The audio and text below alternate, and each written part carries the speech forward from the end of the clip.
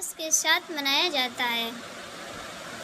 लेकिन क्या आप जानते हैं भाइयों को राखी बांधने की परंपरा की शुरुआत कैसे हुई थी?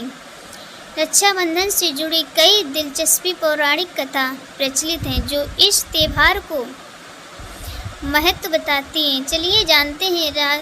रक्षाबंधन की पहली पौराणिक कथा श्री कृष्ण और द्रौपदी की है।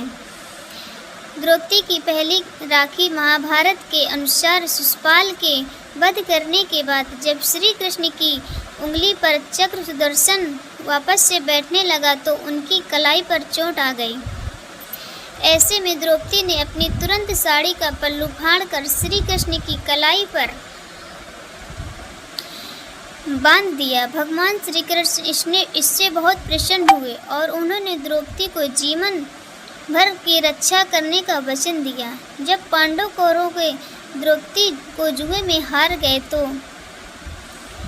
श्री कृष्ण ने उनके सम्मान की रक्षा कर अपने वचन को निभाया।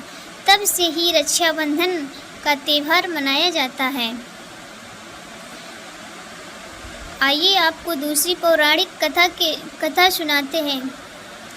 दूसरी कथा है पत्नी ने बांधा पति को राखी। पौराणिक कथाओं के अनुसार देवताओं और असुरों में भीषण युद्ध चल रहा था। राक्षसों ने देवताओं की सेना की पराजय का सामना करना पड़ रहा था।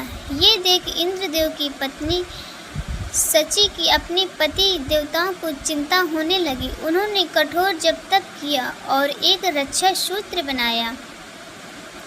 धार्मिक मानता है कि सच ने ये रक्षा सूत्र अपने पति इंद्रदेव के लिए बांधा, जिसके बाद राक्षसों को पराजय करने की शक्ति प्राप्त हुई। इंद्रदेव की पत्नी सची ने रक्षाबंधन के दिन उन्हें राखी बांधा था, इसलिए इस दिन राखी बांधने की परंपरा शुरू हुई। पौराणिक कथा पर आइए आपको तीसरी कथा राजा बलि और माता लक्ष्मी का रक्षाबंधन मनाने की तीसरी कथा प्रचलित है।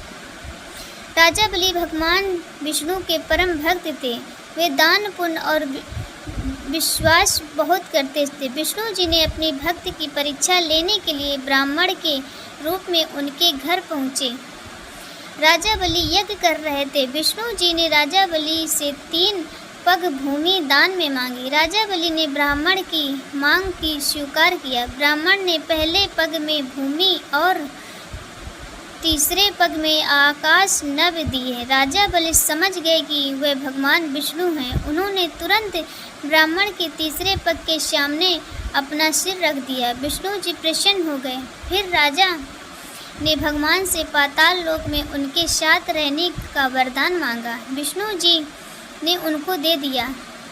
दूसरी ओर लक्ष्मी भगवान विष्णु का वापस लौटने का इंतजार कर रही थी। माँ लक्ष्मी गरीब महिला के रूप में राजा बलि के पास पहुंची और उन्हें राखी बांध दिया। राखी के बदले राजा ने कुछ भी मांग लेने को कहा। माँ लक्ष्मी तुरंत प्रकट हो गई। उन्होंने विष्णु जी को मुक्त करने का वचन लिया।